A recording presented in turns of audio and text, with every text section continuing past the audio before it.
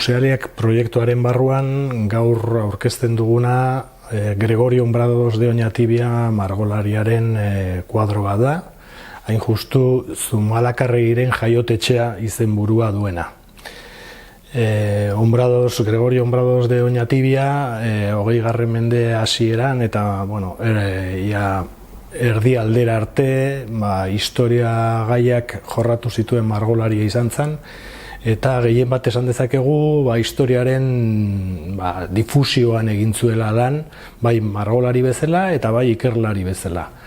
Hainbat eta hainbat herri artxibo ikertu zituen, eta lan erraldoi pare bat egiten pasa zuen bizitza, bai euskal artistei buruz eta baita ere euskal personai historikoen erretratuak eginez, eta azkenean ez zuen bere lan ikerlan erraldoi hori argitaratzeko aukerarik izan.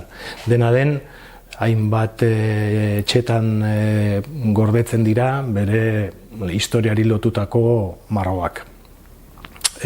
Guk geuk pieza hau Ormaiztegiko parrokitik jaso dugu, Ormaiztegiko parrokian gordeta zegoen pieza hau, eta bere antzera museoaren pieza nagusienetakoa dugun Tomas Zumalakarregiren gorputz osoko erretratua ere egile berarena da, 1927an egina, 2 urte beranduago egin zuen Zumalakarregiren erretratu hau, eta gure museoaren pieza nagusienetakoa dugu.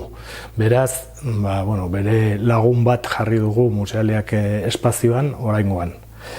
Esan behar dugu baita ere, margo hau 20. Mende hasieran egindako postal batean oinarritua dagoela, hain justu Tomas Zumalakarregiren jaiotetxe bezala agertzen zuena, eta baita ere esan dezakegu jakin badakigu Tomas Zumalakarregi beste baserri batean jaioa zela, Arandi Enea izenekoan, baina herrian bertan, Ormaiztegin bertan, baina nahiko urruti dagoen baserri bat, eta beraz jakin badakigu 19. Mendetik etxe hau Iriarte erdikoa hartu izan zena bere familia hemen bizi izan zelako, eta Tomas Zumalakarregi haurtzaroan hemen bertan bizi izan zelako, jaiotetxe bezala aurkeztua izan zen.